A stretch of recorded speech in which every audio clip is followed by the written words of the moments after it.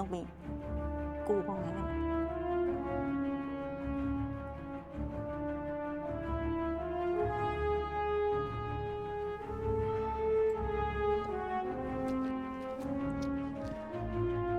งั้นถือว่าหมดหนี่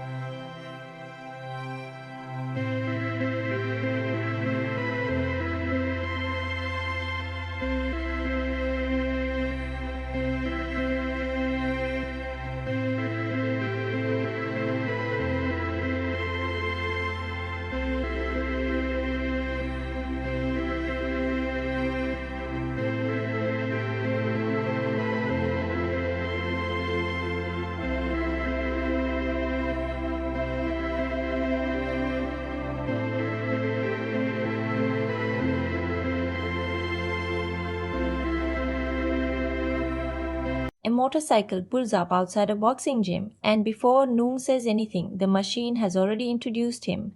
It is loud, direct, and built to move forward without hesitation. Yet, the man riding it is traveling in the opposite direction. He is being dragged back toward old choices, unpaid consequences, and a life he once believed he had escaped. That contradiction is our first clue. Noom can cross an entire city in minutes, but he cannot outrun what follows him. Welcome to the Film Box, where we do more than follow a story from beginning to end. We look at the choices underneath it, we examine the machinery that makes every scene work, connect details that initially appear unrelated, and discover what the film has been quietly preparing us to understand. Every film is a box. We open it together. Today that box contains The Debt Collector, a 2026 Thai action thriller that uses a familiar underworld premise to ask a much more uncomfortable question. What happens when a man who once caused suffering discovers that his own time may be running out? Does knowing the end is approaching make redemption more honest, or does it simply make regret impossible to ignore? We will keep this opening completely spoiler-free. You do not need to know where Noom's journey leads yet. For now, concentrate on the direction in which he moves. He begins as someone defined by force. He understands threats, obligations, and the brutal arithmetic of money owed. In his former world, everything appears measurable. A number is written down, a deadline is established. Payment closes the account. Human damage does not work that way. That is the emotional tension we will carry through every compartment of this film. Money can be returned. A professional obligation can be completed. Even a criminal arrangement can technically be settled. But fear, humiliation, betrayal, and guilt do not disappear because someone declares the balance cleared. They remain inside people. They change how someone enters a room, how quickly they trust, and what they believe they deserve. The motorcycle therefore becomes more than transportation. It represents the identity Noom built when speed and physical confidence could solve nearly every immediate problem. Its engine announces control. Its movement creates the impression that he always has another destination available. But the debt collector gradually challenges that impression. A person can travel fast while emotionally circling the same place. He can confront new enemies while remaining trapped by an older version of himself. This is where the film becomes more interesting than its surface suggests. You may arrive expecting a hard-edged action story filled with criminal pressure, confrontations, and escalating danger. Those ingredients are certainly present. But beneath them sits a story about time. Not abstract time measured by clocks, but personal time, the frightening awareness that there may not be enough of it left to repair everything you damaged. That awareness changes the meaning of strength. Num's physical ability can win a confrontation, but it cannot automatically make him worthy of forgiveness. His experience can help him understand the underworld, but it cannot erase his participation in it. Even courage becomes complicated. Is he finally acting because he has changed, or because consequences have removed the comfort of postponement? We are going to test those possibilities without turning Newm into either a simple hero or an irredeemable monster. That would close the box too early. Instead, we will examine the mechanism of his return, the people affected by it, and the visual and emotional evidence surrounding his choices. We will look at how the film frames violence without allowing violence to become the complete answer. We will also ask whether its ideas remain convincing when the action grows larger and the story begins demanding more from its central transformation. Keep listening for the difference between collecting a debt and accepting responsibility. One is an external task, the other is an internal reckoning. The film repeatedly brings those ideas close together, then quietly exposes the distance between them. That distance is where Num's real struggle lives.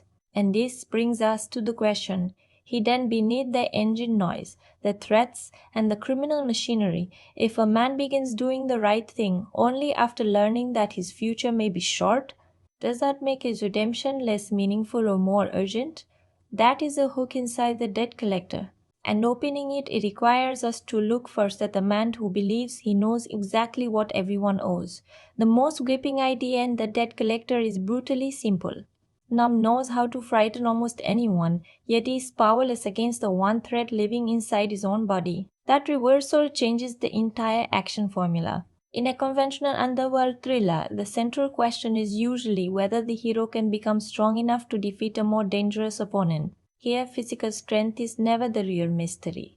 Noom already knows how to fight. He understands intimidation, leads danger quickly, and enters hostile spaces with the confidence of someone who has survived this world before. The mystery is whether any of those abilities can help him become a different man. His terminal diagnosis creates a countdown, but the film does not need to place a visible clock on the screen. The countdown is carried in the way Noom moves. Urgency enters every decision. Waiting becomes a luxury. Avoidance becomes impossible. A choice that could once be postponed until tomorrow must now be made immediately, because tomorrow is no longer something he can safely assume will arrive. That is what makes his return to the underworld so compelling. He is not returning because he misses the power it gave him. He is moving back through the same machinery that shaped his worst decisions. But this time he hopes to use his knowledge against it. The streets have not suddenly become kinder. The people controlling them have not developed consciences. The system still turns vulnerability into profit and treats frightened human beings like entries in an account. Num understands that mechanism because he once helped keep it running. This gives every confrontation two sources of tension. On the surface, there is the immediate danger. Who controls the room, who has the advantage, and how far the conflict might escalate. Beneath that sits the more important question. Is Nom genuinely breaking the cycle, or is he still relying on the same force that made him part of it? The distinction matters. Protecting someone through violence can look heroic in a single moment, but violence also speaks the language of the world he claims to reject. If every problem is solved through fear, then the target may have changed while the method remains untouched. The debt collector places Num inside that contradiction and lets the action expose it. This is also why his illness cannot be treated as a convenient shortcut to sympathy. A diagnosis does not erase responsibility. Suffering does not automatically transform someone into a good person. The film's emotional gamble is asking you to remain close to a man whose desire to change may be sincere, while refusing to pretend sincerity is the same as repair. Redemption is easy when it exists only as an intention. Noom can decide that he wants to be better in a second. The difficult part is discovering what better requires when other people have already paid the price for the person he used to be. Does he apologize? Does he protect? Does he sacrifice? And even if he does everything within his remaining power, is anyone obligated to forgive him? Now plays that moral uncertainty inside a Thai action thriller with a leading man whose screen presence depends on controlled intensity. Nadech Kugimiya does not need Noam to explain every emotion aloud. The character's stillness can suggest calculation, exhaustion, or shame, sometimes all at once. When that restraint subtly becomes physical movement, the contrast gives the action an emotional charge beyond simple spectacle. You are not merely waiting to see whether Noam wins. You are watching what winning costs him and whether the victory solves the problem that sent him into the room. A defeated opponent can be removed. A criminal operation can be disrupted. But guilt is not standing in front of him with raised fists. It cannot be knocked down. That is the hook the film keeps tightening. The closer Nam moves toward danger, the more clearly he appears to be moving towards something he avoided for years. Each external death points toward an internal one. Each attempt to protect another person quietly tests whether he is seeking redemption, punishment, or a final chance to control the meaning of his life. And because his time is limited, the difference between those motives becomes urgent. A person who expects decades ahead can slowly build a new identity. Noam may not have that opportunity. He must prove change through compressed choices made under pressure, while knowing that a good final act cannot rewrite everything that came before it. So before we open the story itself, we need to understand the people and creative decisions that build this tension. The next compartment takes us behind the lens, where casting, direction, and production choices reveal why Noam's battle had to feel physical on the outside and deeply unfinished within. To understand why the debt collector treats every confrontation like a moral transaction, begin with director Surapong Pluensang's stated foundation for the film. According to Netflix's official production material, the story was inspired by the realities surrounding illegal lending, loan sharks, and violent debt collection. That does not mean the film should be read as a literal account of one documented case. It means its criminal world was designed around a recognizable social mechanism. Desperation creates a debt, debt creates dependence, and dependence gives another person permission to exercise control. Knowing that changes how you read the spaces Nam enters. The boxing gym, cramped interiors, and street-level locations are not merely convenient arenas for action. They feel like different compartments of the same system. Physical strength is practiced in one place, money is demanded in another, and fear travels between them. The locations may change, but the power arrangement remains consistent. Someone is always standing above someone else waiting to collect. The second important fact is that Sorapong did not want action to function as empty decoration. Netflix's production notes describe his intention to make every physical impact carry guilt, consequence, and moral weight. This explains why the confrontations are built around more than the question of who is tougher. Noam's body is capable, but the camera repeatedly asks you to consider what his capability has previously been used to accomplish. That intention changes the opening dream encounter. Without the emotional framework, the sequence could be read as a straightforward demonstration of the protagonist's abilities. It establishes that Noam can enter an unfriendly environment and control it. But once you understand the director's goal, the same display becomes evidence against him. His efficiency suggests repetition. He is not improvising like a frightened person forced into danger for the first time. His movements carry the confidence of experience, and experience implies history. This is our next connection.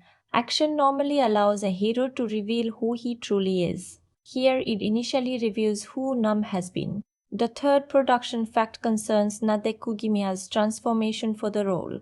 The film marked his Netflix debut and pushed him away from the polished romantic image many Thai audiences had associated with him. The production altered his appearance through tattoos, scars, weathered skin, and visible exhaustion. These details were not added simply to make a popular actor look tougher. They were designed to make Noam appear like someone whose life has already left evidence across his body. Look closely at what this physical design accomplishes. Noom does not enter the film as a clean surface waiting for the plot to change him. His past is present before any explanation arrives.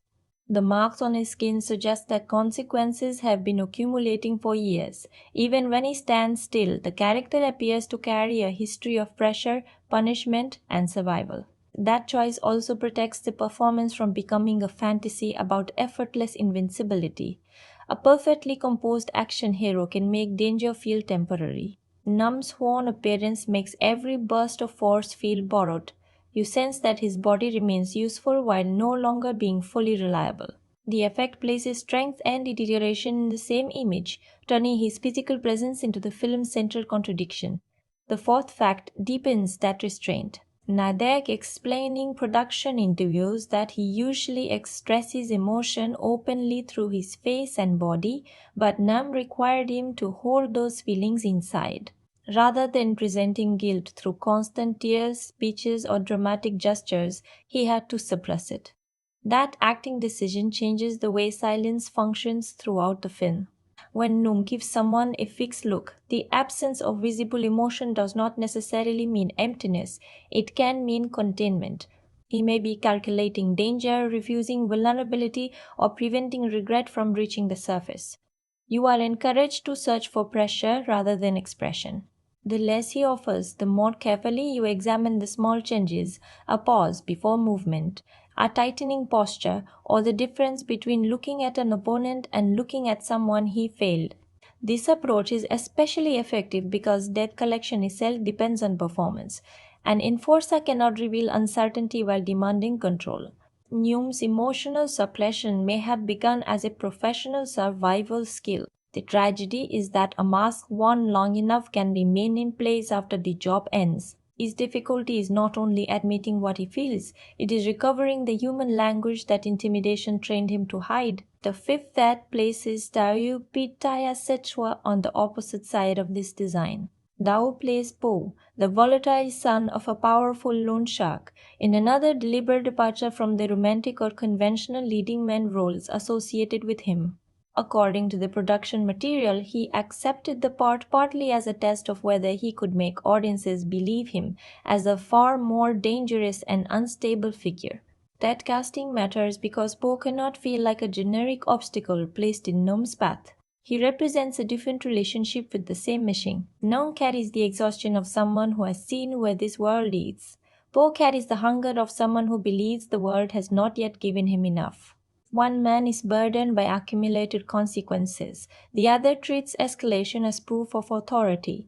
That contrast begins before the film asks them to collide directly. Nadech's controlled stillness makes Nom feel compressed, while Dao's sharper volatility makes Po feel as though he might expand beyond the limits of any room. This creates tension through opposing energies. Nom conserves. Po demands. Num's silence hides what he knows. Poe's aggression exposes what he still needs to prove. The production reinforces this collision through extended action passages that allow movement to remain visible instead of disguising everything through frantic cutting. That choice does more than display choreography. It forces each performer to remain inside the emotional condition of the confrontation. A long take cannot easily separate the character from the consequences of his movement. Fatigue accumulates, mistakes remain visible, and control can shift in real time. Behind all of this is a carefully constructed exchange between image and meaning. Surapong brings the social reality of predatory lending into an action framework. Nadech turns a familiar star presence into a body marked by regret. Dao uses his own unexpected casting to give ambition a dangerous instability. The fights then become the mechanism connecting those choices. Put those details together, and the debt collector starts to reveal its creative strategy. It attracts you with the promise of physical conflict, then uses that conflict to expose emotional debt. The punches may create the immediate impact, but guilt determines what remains after the sound fades. Now that we know why the film was built this way, we can open the next compartment and identify exactly what kind of story Sarapong and his cast have placed inside the box. The film inside this box is The Debt Collector, a 2026 Thai action crime thriller directed by Surapong Plonsang. Its principal cast is led by Nadech Kugimiya, with Daopitaya Saichua and Chaiwa Tongsaing occupying crucial positions in the criminal world surrounding him. Released globally through Netflix, the film presents itself with the hard exterior of a revenge story. But its real structure is closer to a redemption drama placed under extreme physical pressure. My spoiler-free verdict is that The Debt Collector is a committed, bruising thriller with a strong central performance and a meaningful emotional premise. Even when its storytelling cannot completely escape familiar genre patterns, it works best when action becomes an extension of character. It is less convincing when the machinery of the plot becomes louder than the human conflict beneath it. At the center is Noom, a former debt collector attempting to live with what his past has made of him. Prison may have ended one phase of his punishment, but it has not restored the life that existed before his choices. A terminal diagnosis then places a severe limit on whatever future he imagined he might still have. When injustice pulls him toward the criminal world again, he faces a decision that defines the fin: protect himself from further consequences, or use his remaining time to stand between vulnerable people and the system he once served. This is not a story about an innocent man accidentally entering a violent world. That distinction gives it weight. Newman understands how this world communicates because he previously spoke its language. He recognizes how fear is produced, how loyalty is purchased, and how desperation can be turned into obedience. His knowledge makes him effective, but it also prevents him from claiming moral distance. Poe complicates that journey by representing the next expression of the same culture. He is not simply a physical opponent waiting for the hero to reach him. He is tied to status, inheritance, and the desire to prove that power belongs in his hands. Where Noom is looking backward at consequences, Poe is looking forward toward authority. Their positions create a generational tension inside the criminal structure. One man has learned too late what power destroys, while another still believes power will complete him. That conflict explains why this film exists beyond delivering a sequence of fights. It examines how systems built on debt reproduce themselves through people. Someone receives control from the generation above, then demonstrates that control on those below. Violence becomes a kind of currency. The person who can create the most fear appears to hold the highest value. The debt collector challenges that equation by placing mortality beside masculinity. Nom's body still communicates strength, but his diagnosis makes strength temporary. The film asks what remains of a man once physical dominance can no longer protect his identity. If he cannot defeat time, perhaps his final measure will be determined by what he chooses to do with it. At heart, this is therefore a story about whether responsibility can become action before regret becomes an ending. It does not suggest that a few brave choices can magically cancel years of harm. Instead, it places redemption inside an imperfect process. Nim cannot rewrite his history. He can only decide whether the next consequence will continue the pattern or interrupt it. If you enjoy grounded Asian action thrillers, morally complicated protagonists, street-level criminal stories, and combat that carries emotional purpose, this film has a great deal to offer. It should also appeal to you if you prefer action heroes who appear exhausted by violence rather than excited by it. Nadech's restrained presence gives the film an emotional seriousness that keeps even its more conventional elements connected to something human. However, if you need a tightly compressed thriller with constant narrative surprises, the deliberate runtime and recognizable redemption framework may test your patience. The story is not built around hiding its central direction. Much of the experience comes from watching how the characters travel toward consequences you can already sense approaching. That predictability is not automatically a flaw. Tragedies often reveal their destination long before arrival. The tension comes from hoping a character will notice the warning early enough to turn away. The debt collector repeatedly places that hope beside the suspicion that some systems are designed to prevent escape. So the box is now open far enough to identify what we are holding: an action thriller, a criminal reckoning, and a test of whether a damaged man can perform one honest act without pretending it erases everything else. The next compartment is not about the film's official identity but its immediate sensation, the atmosphere, rhythm, and first impression created when Nom and his world initially come into view. The opening of the debt collector feels like being pushed into a world that has already been operating long before we arrived. There is no sense that the criminal machinery is beginning for our benefit. Debts have already accumulated. Threats have already been made. Nam is not learning the rules alongside us. He enters with the calm certainty of a man who knows exactly how unpleasant the next few minutes may become. His arrival at the boxing gym creates an immediate expectation of conflict. A motorcycle approaches, Nam steps into a space built around physical discipline, and the people inside quickly recognize that he has not come to train. The location is a clever opening arena because everyone there understands strength. These are not helpless strangers who become frightened simply because a hard-looking man walks through the door. Resistance feels possible. Then Nam changes the balance. What hooked me during these first minutes was not merely his ability to handle a confrontation. Action films introduce capable protagonists all the time. The more interesting choice is the emotional temperature of his capability. Noom does not behave like a man discovering that he possesses hidden courage. He feels practiced. His confidence is too settled, his reactions too economical, and his relationship with danger too familiar. That familiarity creates an uncomfortable first impression. The sequence invites you to enjoy his control while quietly asking whether you should. He is charismatic because he is effective, but effectiveness is not morality. The film allows that distinction to remain open. It does not immediately clean up his profession, soften his behavior, or provide an easy excuse for what he is doing. This matters because the premise could have encouraged a much safer beginning. The film could have introduced Noom after his transformation, showing him as a quiet former criminal who is reluctantly pulled back into action. Instead, the opening gives you a taste of the man he used to be while his methods are still active. You understand the attraction of his power before discovering its cost. The boxing gym also creates a subtle visual argument. It is a place where controlled fighting is supposed to happen inside agreed boundaries. Training has rules. Competition has limits. That enforcement carries none of that mutual consent. Numb brings an entirely different meaning of combat into the room.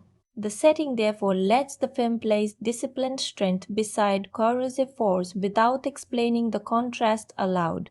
The atmosphere around him is tense but not mysterious. This is not a polished criminal empire hidden behind luxury and elaborate ceremony. The world feels immediate, practical, and close to ordinary life. Money problems can place a gym owner, worker, or family within reach of dangerous people. The distance between normal survival and criminal control appears frighteningly short. That grounded quality separates the opening from the fantasy suggested by Nin's near-mythic toughness.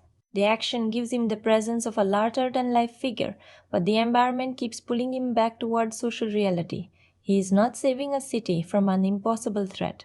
He is collecting from people who lack enough power to make him disappear. My first reaction was therefore divided in exactly the way the film needs. Part of me wanted to watch Nom take control because Nadech Kugimiya gives him such focused authority. Another part wanted to understand what created that authority and who had suffered whenever he used it. The opening makes competence attractive, then leaves a moral shadow attached to the attraction. The pacing helps. It does not spend too long announcing that Nom is dangerous. Once his role becomes clear, the physical escalation confirms everything his posture suggested. The sequence is direct enough to satisfy the action promise, while leaving several emotional questions unanswered. Who is this man when he's not working? Does he feel anything about the fear he creates? And what could possibly make someone so comfortable with danger reconsider the life built around it? Those questions become more compelling than the immediate result of the confrontation. Winning tells us something about Num's body, but almost nothing about his inner life. The gap between those two forms of knowledge makes it difficult to look away. We can see what he can do. We cannot yet see what it has done to him. The opening also establishes a rhythm the rest of the film will keep testing. Stillness creates pressure. Movement releases it. Numb enters quietly, watches, calculates, and then acts. This pattern gives his restraint a threatening quality. Silence does not lower the danger. Silence compresses it. Yet once the diagnosis enters the larger premise, that rhythm gains another meaning. A pause may no longer belong only to a predator deciding how to act. It may belong to a sick man measuring his remaining energy or confronting a future he cannot intimidate. The film's first achievement is making the same body support both readings. Compared with the expectation created by a title like The Debt Collector, the opening delivers exactly the toughness promised, but withholds the emotional simplicity that usually accompanies it. Nam is not introduced as a lovable fighter with an unfortunate job. He initially feels like part of the problem. That choice gives his later decisions somewhere meaningful to travel. The first 10 minutes become hard to leave because they establish control and then immediately make control unstable. Nam appears dominant within the room, but the film is already preparing a war larger than his strength. Criminal authority, personal history, and failing health will soon test different parts of him, and none can be defeated through the same method. The opening sensation is therefore not pure excitement. It is excitement mixed with suspicion. You are impressed by Neum while waiting for the film to reveal the price of being impressed. That tension is the door into the movie. To understand how the filmmakers maintain it, we need to move away from the surface events and study the visual mechanism itself. The framing, movement, light, color, editing, and texture that turn Nom's physical presence into something both powerful and temporary. The visual language of the debt collector is built around one essential contrast. Nam appears capable of controlling physical space, while time is steadily taking control of him.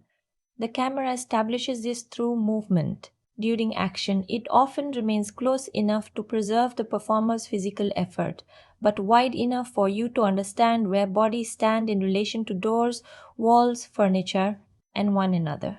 This spatial clarity matters because Nav's intelligence is expressed through positioning. He does not simply strike harder, he reads the compartment before acting inside it. Extended takes strengthen that idea. When the camera stays with the confrontation instead of cutting away after every movement, the action becomes a test of continuity. Nung cannot be transformed into an unstoppable figure through editing alone. His control must remain believable as the encounter develops. Every adjustment, hesitation, and recovery stays connected to the movement that caused it. The technique also changes the emotional meaning of impact. Fast cutting can turn a fight into a collection of exciting fragments.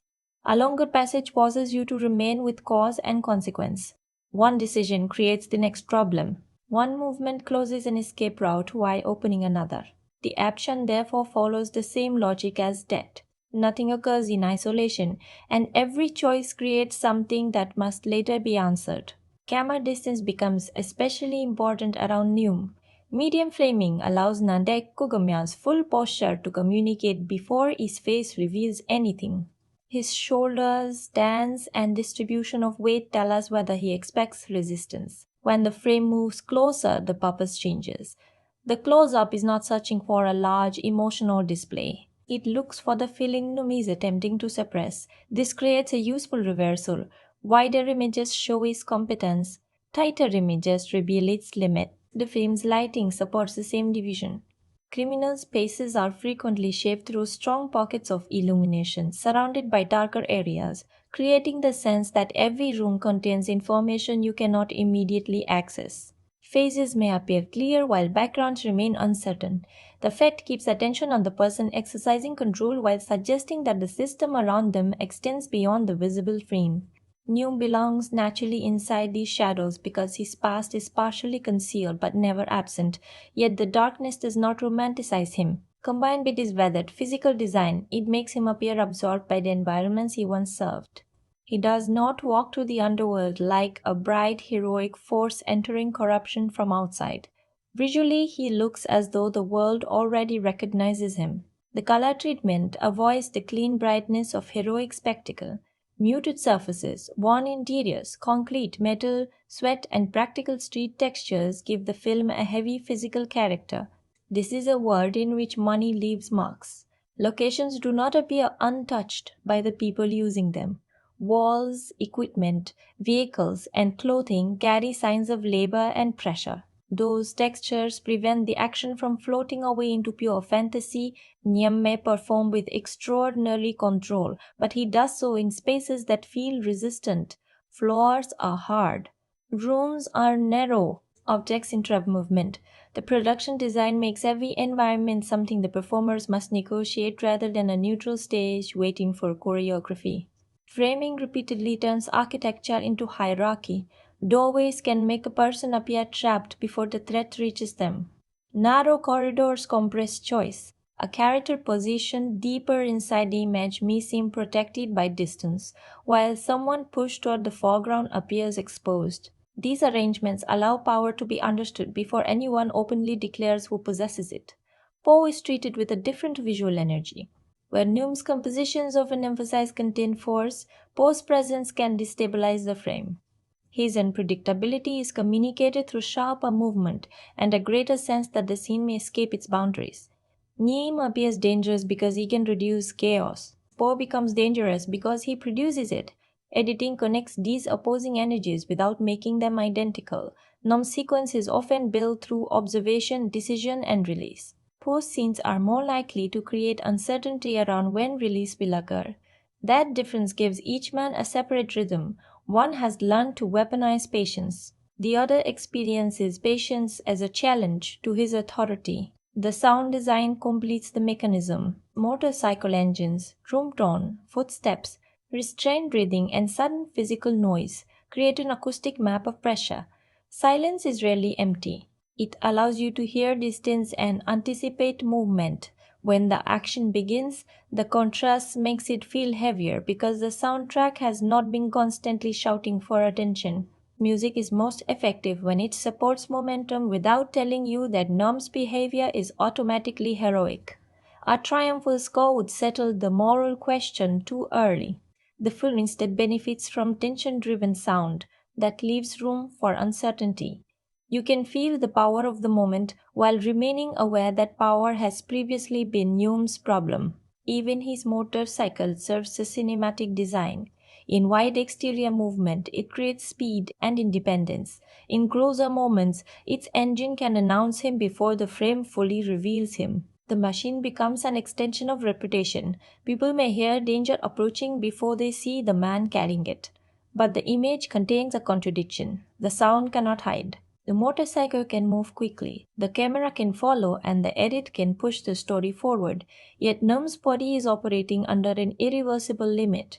Technique makes him appear dynamic while the premise makes motion temporary. That is the film's strongest visual connection. It uses the language of movement to tell a story about disappearing time. Long takes preserve effort, close-ups expose containment. Worn spaces turn social pressure into texture. Sound transforms waiting into threat. None of these choices simply decorate the action. Together they place Num inside a world he can navigate physically but may not escape morally. Now the mechanism is visible. The next compartment follows the causal path that activates it. What Num wants, what blocks him, which choice pulls him back, and how every attempt to settle one account creates another consequence. Noon's central desire is not revenge when the story begins. He wants distance. He wants to place as much ordinary life as possible between himself and the man who once collected debts for Madame Ping. That wish sounds modest, but for someone whose identity was built through intimidation, living quietly requires more than changing employment. It means resisting the method that previously made every problem simple. Years earlier, Nume was Madame Pin's most effective collector. People feared him because he did not need anger to become dangerous. The work had rules of its own, and he followed them until a collection ended with innocent lives lost, including that of a child. The incident shatters the boundary he had used to justify himself. He accepts responsibility, surrenders, and spends 10 years in prison. That decision matters because Num does not begin his redemption by pretending he was misunderstood. He knows he caused harm. Prison becomes punishment, but punishment is not the same as transformation. Serving a sentence settles his legal account. It cannot decide what kind of person walks out when the gate opens. During his imprisonment, Num learns that he has an incurable brain tumor. The illness may affect his perception and physical control, while also leaving him with little time. The diagnosis creates the story's first major mechanism. Nam is finally free, yet he has never possessed less future. A Buddhist abbot who guided him during imprisonment offers a path toward a quieter existence. After Noom's release, the abbot encourages him to treat freedom as a genuine beginning and helps him find work as a delivery driver. Noom accepts. Instead of arriving to take something from people, he now travels across town bringing things to them. That reversal gives the vehicle crew a new function. Movement is no longer connected only to threat. Each delivery allows Noom to participate in ordinary exchange. Someone requests an item, someone carries it, and the transaction ends without fear.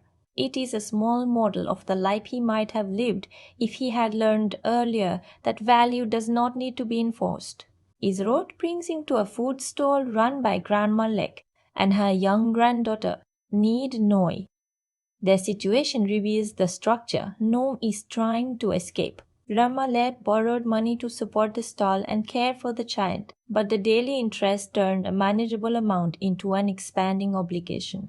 The business created to protect the family has become the reason criminals can reach them. When collectors arrive and pressure Grandma Lek for payment, Noom's first response is not physical. He gives them money and tries to make the problem disappear. His choice proves that he has changed, but it also exposes a misunderstanding. Noom still thinks like a collector. He assumes that if the correct amount is placed into the correct hands, the account will close. Predatory debt is not designed to close. The organization needs people like Grandma Lek to remain trapped. Her fear, repeated payments, and inability to challenge the total are more valuable than repayment itself. Noom can hand over money, but he cannot purchase honesty from a dishonest system. The collectors return because control, not cash, is the real product. When they begin destroying the stall and threatening the people around it, Noom intervenes physically. The choice protects Grandma Lek in the immediate moment, yet it also announces his return to everyone connected with the network. His old skill solves a visible problem while activating a larger one. The men he defeats carry information upward. At the police station, the situation becomes even more complicated. Reporting the harassment should move the conflict from private intimidation into lawful protection. Instead, Noom's history follows him through the door. Once his identity as a former collector becomes known, the possibility of a clean division between past and present disappears. Grandma Lek and Nid Noi are forced to decide whether the man who protected them is safer than the people he once resembled. Their uncertainty is fair. They may know he has changed internally, but they can only judge the evidence available to them. Redemption cannot demand trust from the people placed at risk by it. Above the collector stands Po, Madame Pin's son. Noom's interference threatens more than one payment. It challenges Po's authority in front of the people his organization depends on controlling. If a former enforcer can defy him without consequence, fear may stop functioning as reliable currency. Po retaliates against Grandma Lek's family with an attack intended to demonstrate that involving the police or accepting Num's protection has a cost. Grandma Lek loses her life and Nid Noi is left seriously injured. The violence is not treated as a random tragedy. It is Po restoring his idea of order by targeting people with the least power to resist him. For Nom, this consequence tears open the memory that sent him to prison. Once again, a child suffers near a conflict carrying his name. He attempted to help, but his intervention gave Po a reason to escalate.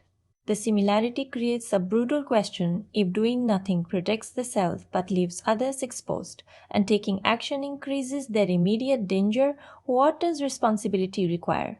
Nam decides that withdrawal is no longer morally neutral. He leaves the delivery work and begins moving through the network that serves Po and Madame Pin. Each encounter is selected not simply to bring him closer to a final opponent, but to reveal how the organization protects itself. Collectors intimidate debtors. Gambling and lending turn desperation into revenue. Corrupt relationships weaken legal resistance. Madame Pin remains distant enough to preserve authority while others create fear on her behalf. Neum knows where pressure must be applied because he helped build this language. His advantage is therefore inseparable from his guilt. Every useful piece of knowledge is evidence that he once understood how to exploit people in the same position as Grandma Lek. As he attacks the operation, his illness steadily challenges the image of control established at the boxing gym. He can still dominate a room, but afterward his body reminds him that momentum has a limit. The action is no longer about proving that Noom is stronger than the men sent against him. It is about whether strength will last long enough to reach the source. Madame Pine attempts to pull him back through their shared history. She did not treat Noom as disposable when he worked for her. She regarded him almost like family and preserved parts of his old identity during his imprisonment.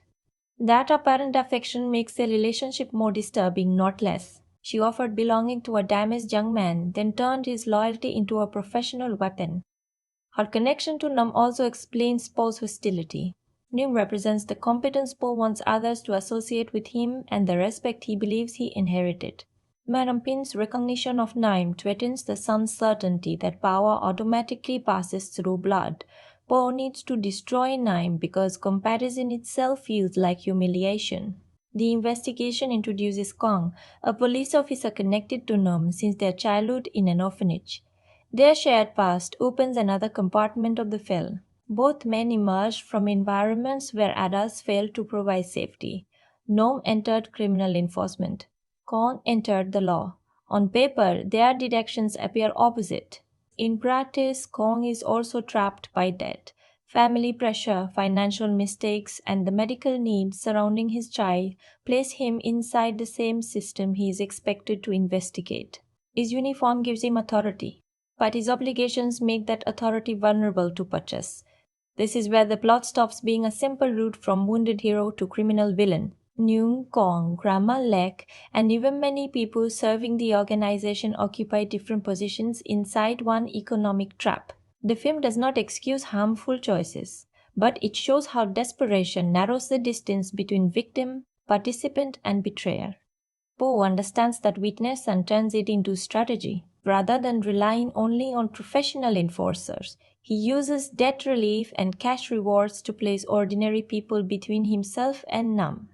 Those people may not admire Poe, they may fear or hate him. But when one man's capture appears capable of freeing an entire family, morality becomes another luxury poverty can remove. Nam is now forced toward the cruelest form of his old work. He once collected money from desperate people for a powerful organization. Now desperate people are encouraged to collect him for that same organization. The account has reversed, but the mechanism remains unchanged. His path forward can no longer be measured only by how many barriers he defeats. He must decide what he is willing to become while confronting people who are both threats and victims. Kong must decide whether survival justifies compromise.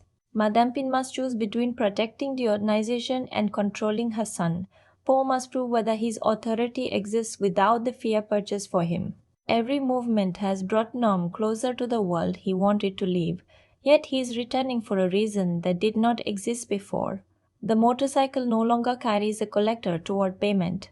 It carries a dying man toward the people who turned debt into captivity. Nom cannot save Grandma Lek. He cannot restore the child whose death haunted his imprisonment. He cannot guarantee that Nid Noi would ever look at him without remembering what his intervention cost. What he can do is prevent Poe from deciding that their suffering meant nothing. The original debt has therefore disappeared from the center of the story. Money triggered the conflict, but money can no longer resolve it. What remains is the obligation created when one person recognizes another's suffering and refuses to continue living as though he never saw it. And this is the moment the box opens completely. The strongest element in the debt collector is Nadech Kugimiya's ability to make Neum's silence feel active. This is not the empty stillness of a performer waiting for the next action cue. His quietness contains decisions. You can sense Neum weighing what another person deserves, what his body can survive, and whether the next act of force will protect someone or return him to the identity he is trying to escape. The scene that proves it arrives after the attack on Grandma Lek and Nid Noi. Num does not respond with a long speech explaining his guilt. Nadech lets the change settle across his posture. The confidence visible in the opening has not vanished, but its purpose has altered. His stillness no longer feels like the calm of an enforcer controlling a room. It feels like someone standing before a consequence too large to control. That distinction gives his later action emotional credibility. When Nam moves, you understand that movement has passed through an internal decision first. Nadech does not play redemption as sudden purity. Anger, shame, compassion, and self-punishment remain mixed together. The performance is strongest when you cannot separate those motives completely. Dao Pitaya Sai Ichwa provides a useful opposing force as Po. He makes privilege look insecure. Po behaves as if the criminal network proves his importance, but Dao allows neediness to show beneath the cruelty. Each challenge to his authority feels personal because authority is the only identity he trusts. This makes Po more effective than a villain who is simply calm and brilliant. His volatility creates danger because he can escalate a situation to repair his wounded pride. Num intimidates through control.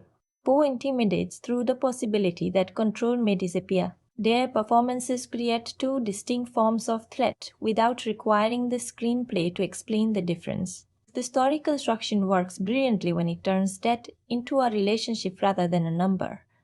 Grandma Lek's loan begins as money, then becomes fear, surveillance, and forced obedience. Kong's obligations create pressure inside the police system.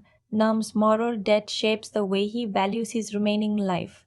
Madame Pin treats loyalty like something purchased through protection. Po believes inherited power means everyone owes him submission. Deal accounts overlap without becoming identical. Financial debt can be calculated, but emotional and moral debts cannot. The screenplay uses that imbalance to keep producing conflict. Characters repeatedly attempt to settle human damage through money, punishment, or violence, only to discover that the account has changed form. The introduction of Kong is especially valuable to that structure. He prevents Num from becoming the only example of a damaged man making choices under pressure. Kong wears the uniform of lawful authority, yet death makes him vulnerable to the same system he is investigating. By placing the childhood friends on different sides of the law and then complicating both positions, the film avoids pretending that one institution automatically creates moral clarity. Sarapong Ploensang's direction is at its best when the action preserves character. Nung's fighting style is direct and economical because wasted motion would contradict his experience. Poe's surrounding world feels less disciplined because his power depends on other people maintaining it. Kong carries a different energy again, caught between procedure, panic, and personal loyalty. The longer action passages allow these differences to remain visible. You can follow who is controlling the space and notice when exhaustion begins changing that control. The choreography is not only arranged to deliver isolated, impressive movements, it tells a small story inside each encounter: assessment, resistance, adjustment, cost. The visual design also understands the value of contrast. Newman's physical presence fills narrow spaces, yet those spaces frequently appear connected to systems much larger than him. A room may be conquered, but the network one continues outside it. This keeps the action satisfying without suggesting that defeating several enforcers automatically solves the social problem. Dark interiors and worn environments give the criminal world a heavy texture. The film does not make predatory lending look glamorous. Wealth and authority exist, but they depend on anxiety spreading through poorer communities. The environment reminds you who absorbs the cost whenever Po or Madam Pin decides to prove a point. Sound does some of the film's most disciplined work. The action gains force because quieter passages allow room tone, footsteps, engines, and breathing to establish distance. When sudden movement breaks that restraint, the sound feels like an interruption rather than a constant condition. That approach also protects Num's performance. Music does not need to announce every emotion he refuses to show. Silence gives you space to examine him. A low-tension cue can suggest pleasure, but Nadek's breathing or the slight delay before he responds often communicates more than a large musical statement would. The score is most effective when it refuses uncomplicated triumph. Numb can win an encounter while the music preserves the sense that something remains unresolved. This keeps the film's moral argument alive during its most crowd-pleasing moments. Physical victory becomes temporary punctuation rather than a final answer. The single unforgettable scene is that that leaves Grandma Lek's hands held in a prayer-like position against the metal shutters of her home. The image is painful because prayer normally expresses hope, humility, or a request for protection. Here, that shape is created by someone else as an act of control. Poe turns the visual language of faith into evidence that he believes no protection exists above his authority. The child trapped nearby intensifies the meaning without requiring excessive detail. The scene becomes the moral wound around which the rest of the film moves. It is unforgettable not because of shock alone, but because it connects nearly every major idea in one image. Grandma Lek borrowed money to preserve a home. The organization uses that home to punish her. Her hands suggest prayer. But the corrupted system has already compromised the people expected to protect her. Newman's spiritual attempt at reform is then forced to confront suffering that peaceful withdrawal did not prevent.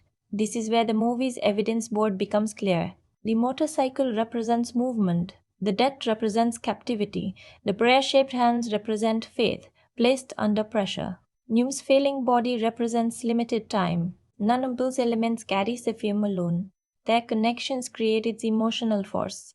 The deck collector is not most impressive when it proves Numb is dangerous. It is most impressive when it makes danger feel morally insufficient. The fights attract attention, but the performances, recurring images, and sound design keep asking what powers can repair once the immediate enemy is gone. The next compartment must be equally honest about where that mechanism weakens. Because several of the same choices that give the film ambition also create problems with pacing, focus, and emotional precision, the debt collector's greatest weakness is pacing. At more than 2 hours, the film has enough time to develop its moral conflict, but it does not distribute that time evenly. The opening moves with purpose because every scene changes our understanding of Numb. His work, mistake, imprisonment, diagnosis, and attempted new life form a clear progression. The momentum weakens when the story shifts significant attention toward Kong. Kong is necessary because he expands the meaning of death beyond the criminal world. However, he arrives too late to feel like an equal protagonist and receives too much material to remain a supporting figure. The film temporarily slows Nim's urgent path to establish another character whose emotional foundation should have been laid earlier. This structural interruption matters because Nim's illness has created a countdown. Once he commits to confronting Poe's organization, the story should feel as though time is tightening around him. Moving sideways into Kong's personal history reduces that pressure at the exact point when escalation should become unavoidable. Kong's financial crisis is meaningful, especially where it involves his family and the medical concerns surrounding his child. Yet the film sometimes piles too many sources of desperation onto him. He is a police officer, childhood friend, debtor, gambler, worried father, possible betrayer, and moral counterweight. Each element works individually, but together they can make his choices feel arranged for the plot rather than discovered through character. Poe has the opposite problem. Tau Pitaya Saitwad gives him volatility and presence, but the screenplay often limits him to arrogance, cruelty, and wounded pride. We understand why he is dangerous and why Num's reputation threatens him. We understand less about how he became the kind of person who confuses inherited fear with personal worth. A little more attention to Poe's relationship with Madame Pin could have deepened both characters. She treats Num like the capable son she shaped, while Poe is the biological heir attempting to claim the same respect. That triangle contains resentment, competition, and distorted parental love. The film recognizes the connection but does not explore it as fully as it could. Madame Pinozo moves between maternal warmth and criminal calculation so quickly that some scenes feel functional.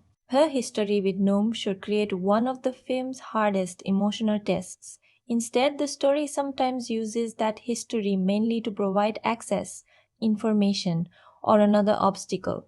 The illness is powerful as an emotional deadline, but its physical rules are inconsistent. Num's symptoms appear when the film wants to remind us that his time is limited. then recede when a major action sequence requires extended endurance.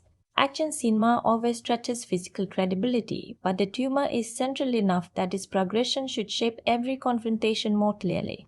A stronger version might have changed Num's tactics as his condition worsened. He could rely more on planning, restraint, or help from others. That would turn the illness into an evolving dramatic mechanism rather than an intermittent warning. Tonally, the movie sometimes struggles between grim social drama and heightened action entertainment. Most of the criminal world feels raw and grounded, but certain set pieces approach a more playful or exaggerated style. The motor drone sequence is energetic, yet its unusual spectacle briefly belongs to a different film than the tragedy surrounding Grandma Lek and Nid Noi.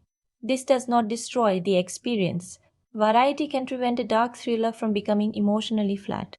The problem is placement. Once the film establishes such serious consequences, a more eccentric action beat needs a careful transition so that excitement does not weaken the weight of what motivated none. The social context also deserves greater depth. The film clearly understands that illegal lending thrives where vulnerable people lack safer choices. Grandma Lek's situation makes that visible, but after her tragedy activates Num's revenge, the wider community often becomes background or a source of obstacles. The story could have shown more of how the organization maintains control without direct violence, manipulated interest, social shame, official indifference, and fear of reporting abuse. That would make dismantling the network feel more meaningful than defeating its most violent representatives. Finally, the closing movement follows a destination that becomes easy to predict. Predictability can support tragedy, but the route still needs surprising moral choices. Too often, escalation means another enforcer, another betrayal, or another physical barrier. The film's strongest question, whether Neum is seeking redemption or punishment, could have been tested through a harder, non-violent decision. These flaws reduce precision rather than erase impact. Nadech keeps Neum emotionally credible. The central metaphor remains strong, and several set pieces deliver genuine tension. The movie falls short not because it lacks ideas, but because it tries to carry too many of them without tightening the rule between them. The most useful way to measure those strengths and weaknesses is to place the debt collector beside other films built from wounded action heroes, criminal systems, limited time, and the hope that one final mission can change what a violent life means. The obvious comparison is John Wick, and the film itself understands that resemblance. Both stories center on a highly capable man with a feared reputation who re-enters a criminal world after a personal loss. In each case, people initially underestimate what his return means, and the underworld gradually realizes that an old force has been reactivated. The difference is motivation. John Wick turns grief into forward motion with extraordinary precision. His criminal universe is stylized, ritualized, and almost mythological. The debt collector remains closer to ordinary economic vulnerability. Num is not fighting an elegant society of professional assassins. He is moving through a network that profits from food vendors, struggling families, gambling debts, and compromised police. That gives the debt collector more social weight. But John Wick is far more disciplined as an action experience. Its visual loops are clearer, its runtime is tighter, and its escalation rarely loses direction. If you enjoy Neum's relentless return but want cleaner choreography and stronger momentum, John Wick is the natural film to watch next. The Man from Nowhere offers an even closer emotional comparison. That South Korean thriller also follows a withdrawn man with a violent past whose connection to a vulnerable child pulls him back into danger. Both films use the child not merely as someone to rescue, but as proof that the protagonist still possesses a human self beneath the skills that once isolated him. The Man from Nowhere handles mystery more effectively. It reveals its protagonist's ability gradually, allowing each escalation to change how you understand him. The Debt Collector introduces Num's effectiveness immediately, then builds tension by weakening his future through illness. One film asks what the quiet man is capable of. The other asks how long capability can continue to matter. Neum's relationship with Nid Noi is also less sentimental than many protector stories. He does not receive an uncomplicated second chance through her affection. His intervention increases the danger surrounding her, forcing protection and guilt into the same relationship. That discomfort gives the debt collector its own identity. The equalizer provides another useful comparison. Robert McCall, like Nim, notices ordinary people being exploited by a violent organization and applies abilities developed during an earlier life. Both men initially attempt to exist quietly. Both discover that remaining peaceful can feel like cooperation when abuse is happening directly in front of them. However, the equalizer presents his hero as a controlled moral instrument. McCall evaluates a situation, plans, and delivers punishment with near mathematical certainty. Norm is far less secure. His judgment is affected by guilt, limited time, and the fear that violence may be the only language he has ever mastered. If you love the protector element in the debt collector, the equalizer is an easy recommendation. If Num's physical endurance despite his illness felt inconsistent, McCall's carefully planned approach may also feel more satisfying because preparation, not bodily invincibility, drives his control. The Indonesian film Headshot completes the comparison. It also uses intense Southeast Asian action to examine a man whose body remembers violence even when his conscious identity tries to move elsewhere. Both protagonists are connected to criminal systems that shape them and treat departure as betrayal. Headshot is faster, more physically extreme, and much more interested in combat as spectacle. The debt collector is slower and more concerned with financial pressure, institutional corruption, and moral responsibility. If you wanted greater action intensity, Headshot offers it. If you value the working class context and emotional regret, Noom's story has more to examine between confrontations. What the debt collector does differently from all four is make debt itself the organizing mechanism. John Wick uses reputation. The Man from Nowhere uses attachment. The Equalizer uses chosen justice. Headshot uses buried identity. Noom's film connects money, guilt, family, loyalty, illness, and corruption through the idea that every person is being asked to pay something. That ambition is also where it falls short by comparison. The film carries more thematic accounts than its structure can settle. John Wick is leaner. The Man from Nowhere is emotionally sharper. The Equalizer makes its hero strategy clearer. Headshot commits more fully to action. The debt collector occupies the space between them, sometimes gaining complexity and sometimes losing momentum. If you love this film, watch The Man from Nowhere first for its emotional protector story, then The Equalizer for its controlled justice. If you wanted more action, choose John Wick or Headshot. If you dislike the long runtime and shifting focus, John Wick is the strongest alternative because it delivers a related return to the underworld premise with greater efficiency.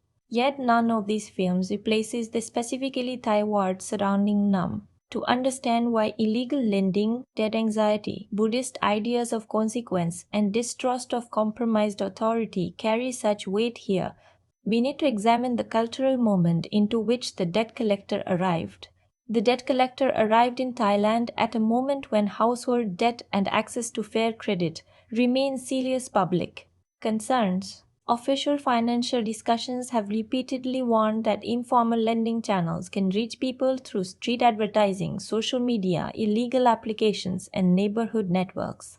These lenders often become attractive when formal institutions feel inaccessible, too slow, or unwilling to serve someone with unstable income. That context changes Grandma Lek's story. Her decision to borrow is not presented as reckless greed. She needs money to operate a modest food stall and care for Nid Noi.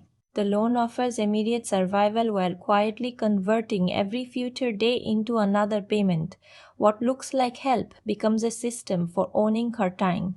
The film's daily interest mechanism reflects the terror of informal debt without turning the story into an economic lecture. A borrower may pay repeatedly while the amount still appears to grow. The absence of transparent documentation makes the collector's claim difficult to challenge. Fear then replaces regulation. The balance becomes whatever the stronger person says it is. This is why the movie's criminal organization feels socially recognizable even when the action becomes heightened. Loan sharks do not need every borrower to respect them. They need borrowers to believe that reporting abuse will create greater danger. The scenes involving compromised authority express that fear. If the police are unable or unwilling to provide protection, the lender's violence begins to look like the only law that produces immediate results. The story also arises during a period when Thai film and television are reaching international audiences more directly through streaming. A global Netflix release allows a local action thriller to travel without removing its language, star system, social environment, or spiritual references. Nadech Kugimiya's familiar Thai celebrity image becomes part of the film's impact at home, while international audiences may simply encounter him as a severe new action presence. His transformation therefore operates differently depending on who is watching. Thai audiences familiar with his romantic and dramatic work can experience the shock of seeing a polished, leading man made weathered, tattooed, and emotionally closed. International viewers experience the performance without that contrast, judging Nom primarily through the character's physical authority and guilt. Now Pitaya Sai, through us casting, creates a similar shift. His established popularity gives Po an attractive surface that clashes with the character's cruelty and insecurity. The film uses recognizable stars, then denies them the safe qualities audiences might expect. That strategy helps a socially serious crime story reach people who may initially arrive for the actors. Buddhist ideas of karma, mercy, and moral consequence provide another important part of the cultural framework. The abbot does not promise that Neum's prison sentence erased his past. He offers a chance to act differently. This distinction prevents karma from functioning like a supernatural accounting system where one good deed automatically cancels one bad deed. Neum's conflict with forgiveness is crucial. Mercy may free him from continuing the cycle, but easy forgiveness can also feel insulting when vulnerable people remain harmed and powerful offenders remain protected. The film does not completely resolve this tension. It places Buddhist counsel beside the anger of someone who believes non-violence has failed to prevent further suffering. That unresolved argument is more interesting than a simple message that revenge is either satisfying or wrong. Neum's actions can interrupt immediate harm, yet they cannot build a fair lending system or repair public trust. The film gives spiritual language personal value while admitting that individual enlightenment does not automatically dismantle structural exploitation. Early critical reaction has been mixed. Reviews have generally praised Nadech's committed transformation, his controlled performance, the gritty atmosphere, and the physical construction of the action. Critics who responded less enthusiastically pointed to the extended runtime, the late shift toward Kong, a familiar revenge framework, and moments when the film's social ideas become less focused. Initial audience responses appear somewhat warmer among action fans. Some have emphasized the intensity, cinematography, and emotional redemption story. Others have agreed that the plot feels familiar and the pacing uneven. The difference is not a complete critic audience divide. It is more a question of priority. If the action and Nadech's presence are enough, the structural problems feel minor. If you expect the social premise to produce a more original story, those same problems become harder to ignore. Its streaming life is only beginning. The film premiered globally on July 23, 2026, and early chart tracking placed it at the top of Netflix's movie ranking in Thailand. That shows immediate local curiosity, but a few days cannot establish long-term success. The more meaningful test will be whether international viewers continue discovering it after the release week visibility disappears. The film is also far too new for an honest awards judgment.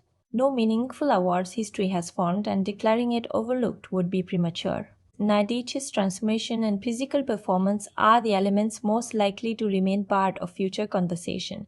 But that is an assessment, not a prediction of recognition. Does The Debt Collector feel timeless or perfectly tied to 2026? Its streaming presentation, action references, and awareness of the modern lone avenger formula clearly belong to the current era. Yet the underlying problem is older and likely to remain relevant.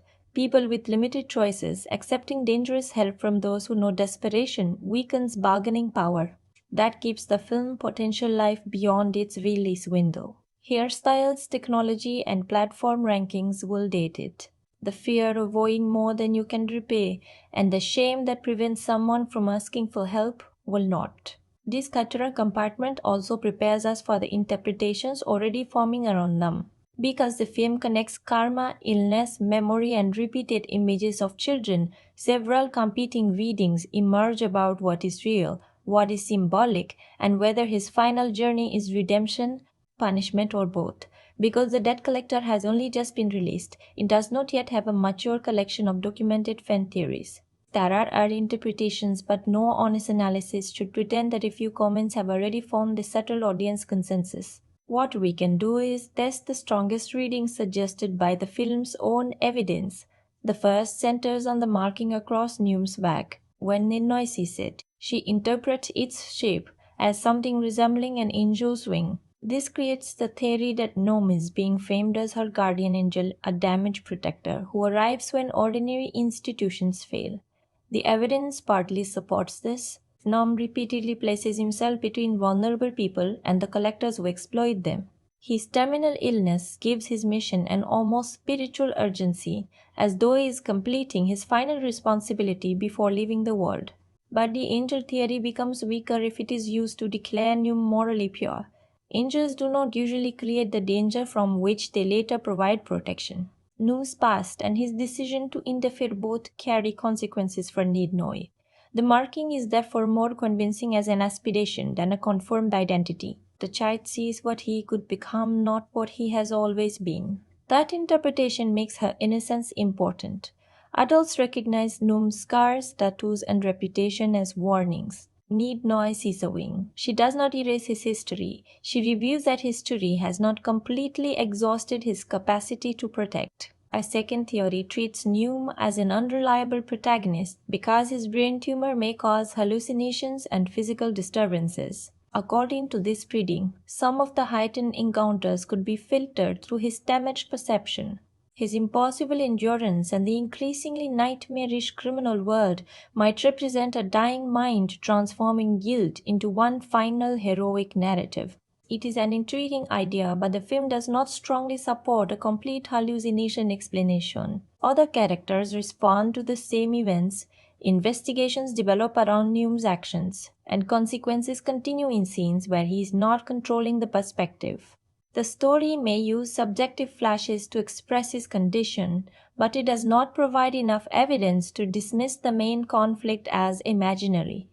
The theory works better in a limited form. Neum's illness may distort how he experiences time, memory, and threat without making the external events unreal. The tumor turns the past into something psychologically present. A child in danger is never only the child before him. She also activates the child he failed years earlier. The third and strongest debate asks whether Neum is pursuing redemption or ending his own punishment. On the surface, he wants to stop Po and protect people trapped by the lending network. Yet he also knows his remaining life is short and repeatedly enters situations he may not survive. This creates the possibility that his mission is partly self-destructive. Protecting others gives meaning to the risk, but it also allows Neum to avoid facing a slower death and the ordinary work of living with guilt. A final sacrifice can appear cleaner than years of apology, patience, and uncertain forgiveness. The film supports both sides. Neum initially chooses peaceful work, attempts to resolve Grandma Lek's problem without force, and does not seek conflict merely to punish himself. His return begins only after the organization proves that payment and legal reporting cannot keep vulnerable people safe. However, once revenge and protection merge, his motives become harder to separate. Neum may genuinely want justice while also believing he does not deserve a future. The most persuasive interpretation is not that one motive is false, it is that both are active. A fourth reading treats Kong as the life Neum might have lived. The two men share childhood hardship but enter different institutions. Neum becomes an enforcer for criminals. Kong becomes an officer of the law. Their adult identities suggest opposite answers to the same damaged beginning. Death then collapses that opposition. Neum tries to move toward moral responsibility from outside the law, while Kong's financial desperation threatens to pull him away from responsibility from within it. They are not simple opposites. They are parallel outcomes showing how unstable the line between protection and exploitation can become. This theory holds up because the film repeatedly places their choices in conversation. Kong possesses official legitimacy but limited freedom. Nom possesses criminal skill but increasingly clear moral purpose. Each man carries something the other lacks, and neither can confront the system cleanly alone. Finally, some viewers may interpret Madame Pin as the true debt collector of the title. Pooh collects money and fear, but Madame Pin collects loyalty. She gives Neum belonging, preserves his identity, and later treats that history as something he owes her. This reading is persuasive because emotional debt becomes our most sophisticated weapon. Money can be refused.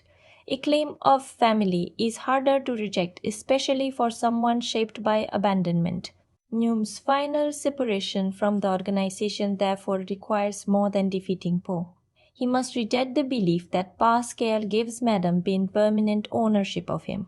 None of these interpretations needs to become a secret plot twist. Their value comes from revealing different mechanisms already visible: the wing as possible grace, the tumor as unstable memory, the mission as redemption mixed with punishment, Kuang as an alternate path, and Madame Pin as a collector of human obligation. Those connections lead naturally into the deeper compartment, where the film stops being primarily about criminals and becomes a story about the dangerous human desire to believe that suffering can make an account finally equal. Beneath the criminal plot, the debt collector is really about the human desire for moral symmetry. When we hurt someone, we want to believe there is an action that can make the account equal again. We apologize, accept punishment, sacrifice something valuable, or perform a good deed. Then we hope the balance will return to zero. Num discovers that some damage refuses that arithmetic. His prison sentence is real punishment. His illness is real suffering. His attempt to protect vulnerable people is a real change. None of those things can restore the lives lost because of his earlier choices. The film's deeper question is therefore not whether Num can repay his past.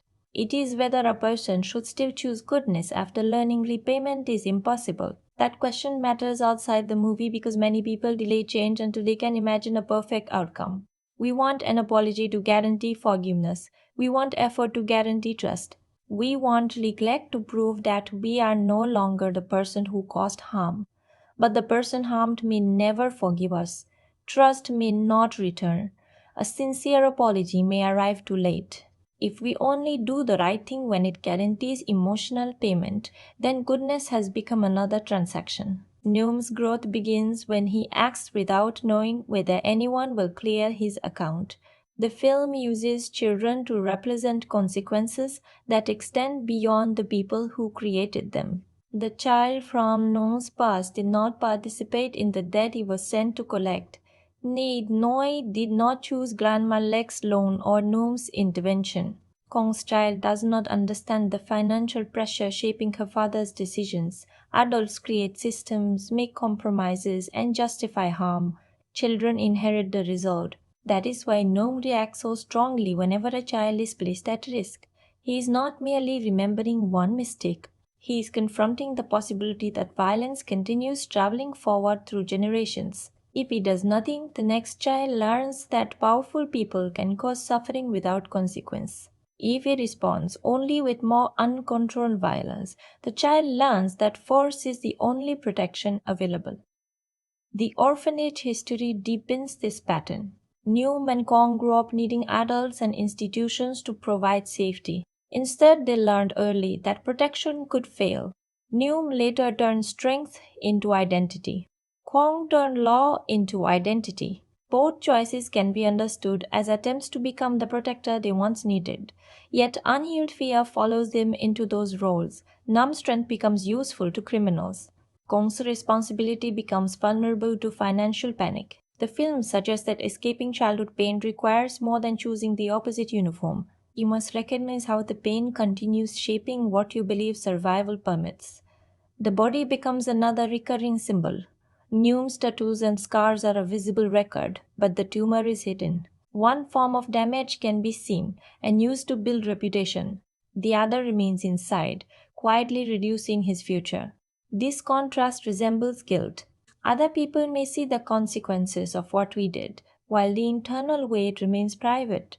Or the reverse may happen. Someone appears composed while carrying an invisible crisis that changes every decision. The film asks you to avoid judging a person only by the damage that is easy to see. The motorcycle represents speed, freedom, and control over direction. Nam can decide where to travel and how quickly to arrive. But every route eventually leads him back toward the same unresolved obligation. The machine offers movement without escape. That is a simple but powerful idea. Many of us stay busy because movement feels like progress. We change jobs, relationships, cities, or routines hoping distance will solve what honesty has not. Nam's journeys expose the difference. He crosses physical space constantly. But his true progress begins only when he stops treating the past as something located behind him. Grandma Lek's food stall symbolizes a more hopeful kind of exchange. Work produces food, food supports a family, customers pay, and value moves between people without coercion. The stall is small, but it represents an economy based on contribution rather than fear. Predatory lending corrupts that exchange by attaching an endless claim to it. Grandma Lek works, yet her labor increases another person's control. The collector does not create value, he extracts it. This makes the stall more than an inciting location. It is the film's clearest image of ordinary dignity under pressure. Prayer introduces a final tension. The abbot encourages mercy and spiritual change, while the world around Neum repeatedly rewards aggression. The film does not offer an easy answer because mercy without protection can look passive, and protection without restraint can become vengeance. The deeper solution lies in intention joined with consequence. Neum cannot call an act more merely because he meant well. He must look at what the act produces for others. The same rule applies to punishment. Hurting Po may satisfy anger, but the meaningful question is whether it interrupts the system harming vulnerable people. This is also why redemption cannot be self-declared. Nam does not get to announce that he has changed and demand that everyone recognize it. Redemption exists in repeated choices, especially when those choices bring no praise and erase no shame. The film's title ultimately turns inward. Noom spent years collecting what other people supposedly owed. Now time is collecting from him. His body demands payment.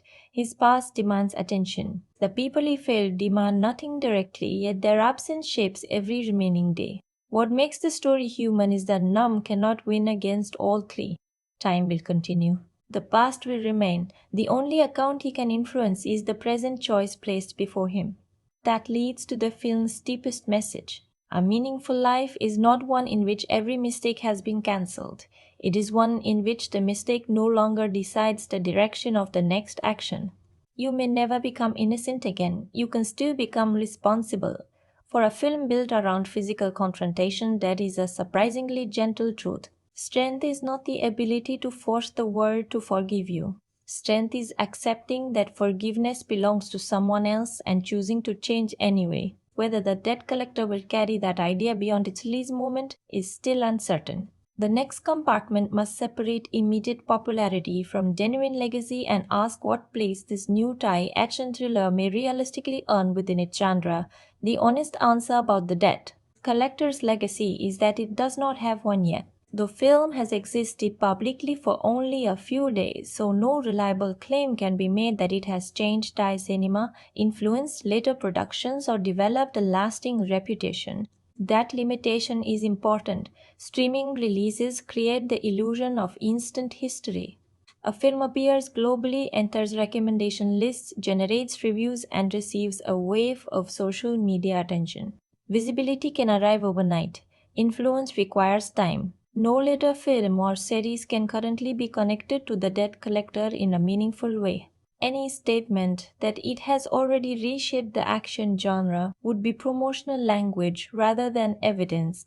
Its early success in Thailand shows interest, not permanence. What we can evaluate is the position it occupies. Thai action cinema has long held international recognition for physical performance, committed choreography, and performers whose movements remain visible inside the frame. The Debt Collector works within that tradition while choosing a more character-driven Netflix crime thriller format. Its action is important, but the film sells itself equally through Nadech Kugimiya's transformation and Nom's moral burden. That balance could become its most useful contribution. It demonstrates that a popular leading man associated with romance and mainstream drama can enter a darker physical role without abandoning emotional complexity. If the film remains visible, Nadech's performance may expand the kinds of projects offered to him and the way international audiences understand his range. Dao Pitaya Sachua's casting may have a related effect. Poe uses the actor's youthful appeal as contrast rather than comfort. The character is dangerous partly because the surface does not immediately resemble a traditional criminal authority. This kind of against expectation casting can remain more memorable than simply selecting someone who already looks threatening. The film also belongs to a growing global streaming environment in which a Thai production does not need to remove its local concerns to reach international audiences. Illegal lending, Buddhist council, street-level labor, and regional star identities remain central. Subtitles and dubbing carry the story outward while the film's cultural foundation stays in place. Historically, that distribution model may matter more than the plot itself. The lone enforcer returning for one final mission is not new. What changes is who gets to occupy that familiar shape and which social problem surrounds him. A Thai performer, local economic anxiety, and a specifically Thai moral vocabulary become accessible to viewers who may previously have encountered the country's action cinema only through older martial arts landmarks. The Debt Collector is unlikely to be remembered as a genre revolution. Its structure is too familiar, its pacing too uneven, and its action not consistently distinctive enough to establish a new filmmaking language. It borrows recognizable elements from international revenge thrillers and adapts them rather than reinventing them. That does not make its existence meaningless. Film history is not built only from masterpieces. It also includes solid, imperfect works that reveal where an industry, star, or distribution system stood at a particular moment. This film captures Nadech at the point of testing a harsher screen identity. It captures Netflix investing in a Thai action thriller designed for simultaneous global access. It captures economic fear being translated into genre entertainment instead of treated only as background realism. Those elements make it a useful snapshot of 2026, even if it never becomes a classic. Its reputation could move in several directions. Action audiences may continue discovering it and forgive the slow sections because new is compelling. Ned fans may preserve it as an important transformation in his career. Critics may become less patient with the runtime as the release excitement fades, or the film may settle into the enormous streaming middle ground, widely watched for a short period, then rediscovered occasionally through its star and premise. The image most likely to survive is not a single combat movement. It is Num's weathered figure carrying an obligation his body cannot outlast. That image separates him slightly from the polished assassins and invincible protectors surrounding the modern action genre. If the film influences anything, the evidence will appear later. Another Thai star may take a similarly unexpected action role. A future thriller may explore informal death through even more specific community detail. A filmmaker may combine long-take choreography with a stronger social narrative and cite this film directly. Until then, those remain possibilities, not facts. For now, the Debt Collector's historical meaning is modest but clear. It places a local problem inside an internationally recognizable genre and asks a global audience to understand that the most dangerous debt is not always the amount written on paper. We have now followed the motorcycle, the unpaid account, the wind-shaped marking, the bare image, and the failing body through every compartment. Only the final connection remains. To reveal it, we must open the ending, the betrayals, the last confrontation, and the precise meaning of what Noom ultimately pays. Alright, full spoilers from this point. If you haven't seen the film yet, close this now, go watch it and come back when you're ready. Trust me, you'll want to experience it fresh. The decisive connection begins with a child whose death sent Noom to prison.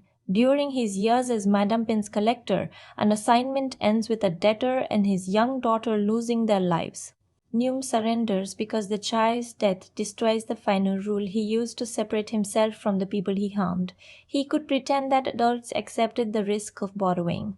He cannot place that excuse on a child. 10 years later, Nid Noi becomes the living echo of that memory. Noom initially tries to protect her and Grandma Lek through payment, restraint, and the police. Every peaceful option fails because Poe's network controls more than money. It controls fear and has access to corrupt authority. Poe's attack kills Grandma Lek and leaves Nid Noi severely injured. The prayer-like position of Grandma Lek's hands is not simply a shocking image. It creates the central contradiction between faith and power. The abbot taught Noom that mercy can interrupt karma.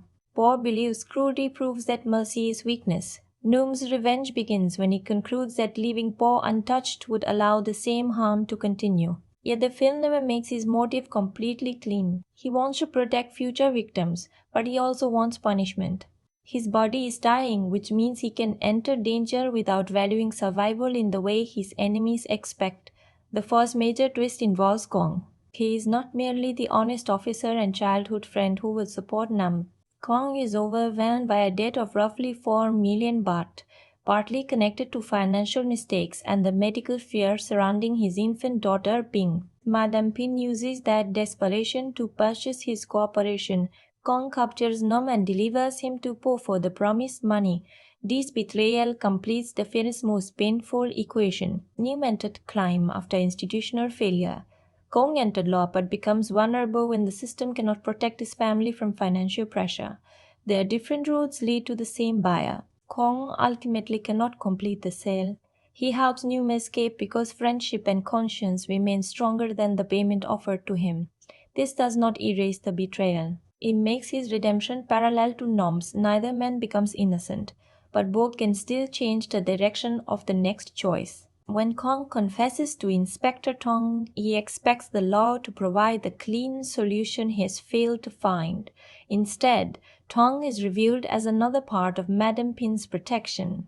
The officer, who presents himself as incorruptible, has been selling institutional safety to the organization. The twist confirms that Grandma Lek was never dealing with a few uncontrolled collectors. She was trapped inside a network extending to the people expected to stop it. Po then transforms the community into a weapon by offering money and debt cancellation to anyone who helps capture or kill Noom. This is the film's smartest final escalation. Noom cannot classify everyone attacking him as an ordinary villain. Many are debtors who believe his death could free their families. The collector has become the object being collected. Before reaching Po, Nam confronts Madame Pin and forces her to reveal her son's location. He chooses not to kill her after obtaining the information. That moment is essential because it proves revenge has not completely taken control. Nam gives her the mercy she never extended to her victims. Madame Pin rejects it. She attacks after being spared, loses her balance during the struggle, and dies because of her own final attempt to retain control. Her ending reflects the organization she created. She treats every act of compassion as weakness and therefore cannot recognize the moment when compassion might have saved her. Poe's final defense is not strategy but purchased desperation. Noom and Kong fight through people who have been convinced that one body can settle their accounts. The crowd reveals the real scale of the damage. Eliminating Poe may end his immediate authority, but it cannot instantly repair every life his lending operation has distorted. In the final confrontation, Poe uses a young girl as protection. The choice activates the one image Noom cannot allow to repeat. A child died because of his actions in the past. Another child suffered after he attempted to withdraw.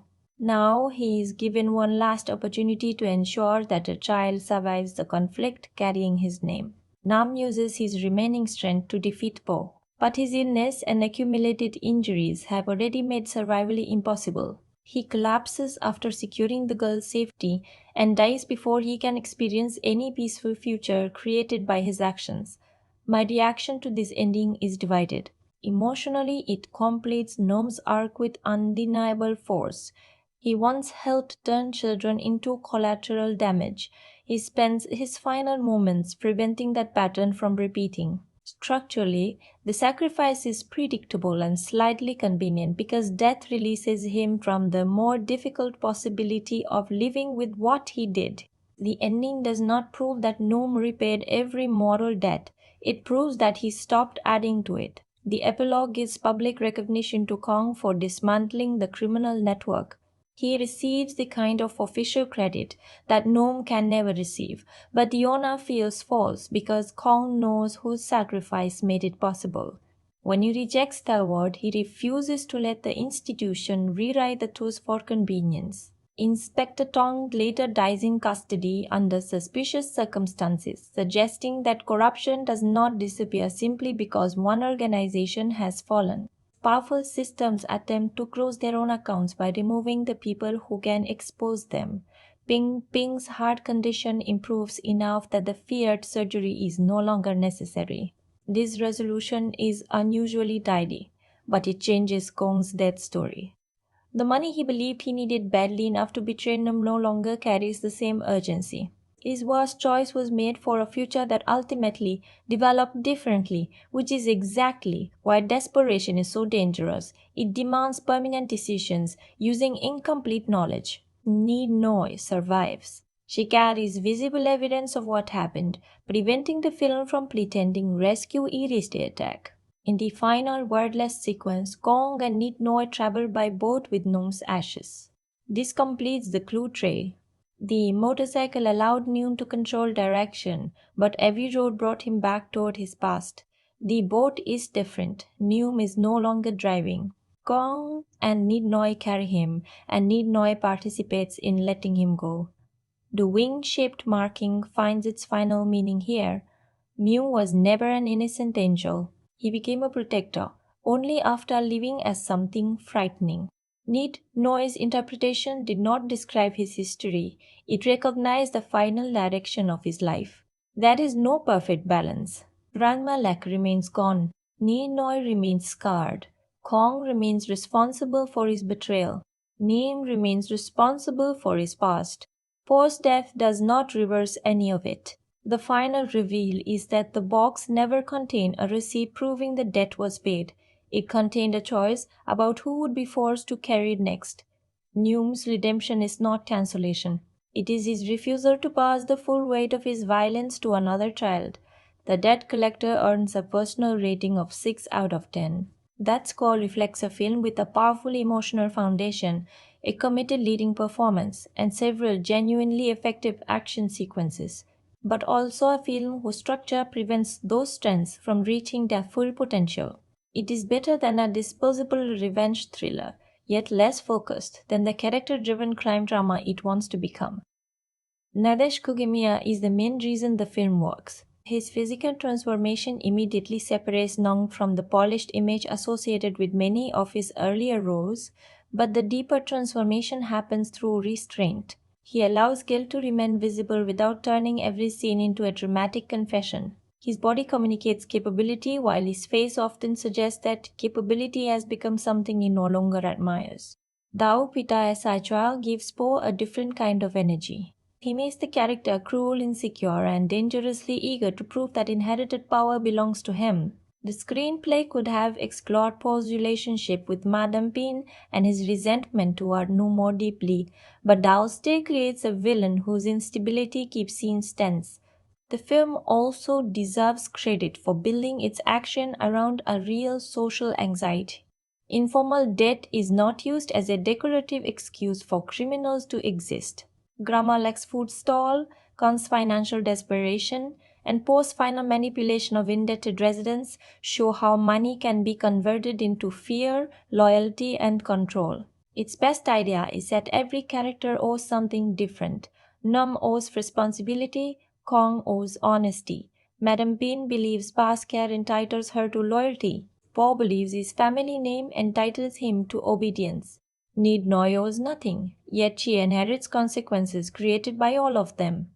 The problems are equally clear. The runtime is longer than the story requires. Kong's major entrance interrupts the urgency rather than strengthening it, largely because his character is introduced too late. Neum's illness operates inconsistently during the action, and the final destination becomes predictable well before he reaches it. The story also stops short of fully exploring the system behind Madam Pin. Defeating individual criminals provides emotional closure, but the film has already shown that informal debt survives through poverty, shame, limited options, and corrupted authority. Those conditions cannot be defeated in one final confrontation. You should watch The Debt Collector if you enjoy grounded Asian action, morally complicated heroes, redemption stories, and protagonists who appear burdened by their own strength. Nadech fans should particularly appreciate seeing him enter a darker and more physical role. It is also worth watching if you prefer action that carries emotional consequence. The confrontations are not included only to make Noom look powerful. They repeatedly test whether he has genuinely changed or merely found a more acceptable target for the same violent instincts. You may not connect with the film if you want the precision and constant momentum of John Wick, the emotional sharpness of The Man from Nowhere, or an unpredictable ending. The middle section asks for patience, and some supporting characters receive more narrative weight than their development can support. Streaming is the right way to experience it. The film benefits from a focused screen, strong sound, and enough time to settle into its slower passages. It is not essential to own unless you are collecting Nadeka's work or modern Thai action releases, but it is absolutely worth one attentive Netflix viewing for genre fans. The ending does not convince me that Numi reached his past, and thankfully it does not need to. His final choices matter because he knows they cannot return him to innocence. He changes without demanding a reward, a future, or forgiveness. That is what finally closes this box. Nam begins as a man who believes every account can be settled through force. He ends by accepting that responsibility is not something you finish paying. It is something you choose to carry until another person no longer has to carry it for you. Every film is a box, and we open this one together. Thank you for staying with me through every compartment of The Debt Collector. We followed one motorcycle from intimidation to protection, one financial obligation into an entire system of control, and one damaged man toward a final choice that could not erase his past, but could change what happened next. If you enjoyed this breakdown, leave a like and subscribe to the Film Box. Your support helps us keep opening films beyond the surface, examining not only what happened, but why it mattered, how the filmmakers created it, and which details changed meaning once every connection became visible. Now I want to hear your verdict. Do you believe Newman truly found redemption by protecting Nid Noi and stopping Po, or was his final mission also a way of choosing punishment before his illness could decide the ending for him? There is no simple answer, and that is exactly why the question belongs to you. Share your interpretation in the comments, along with the scene or hidden detail that changed the way you understood Nam. Thank you for spending this time with the Film Box. Until we open another story, remember that the most important clue is often the one that looks ordinary when it first enters the frame. Every film is a box, and we've only just started opening them. That's the Fan Box. See you in the next one.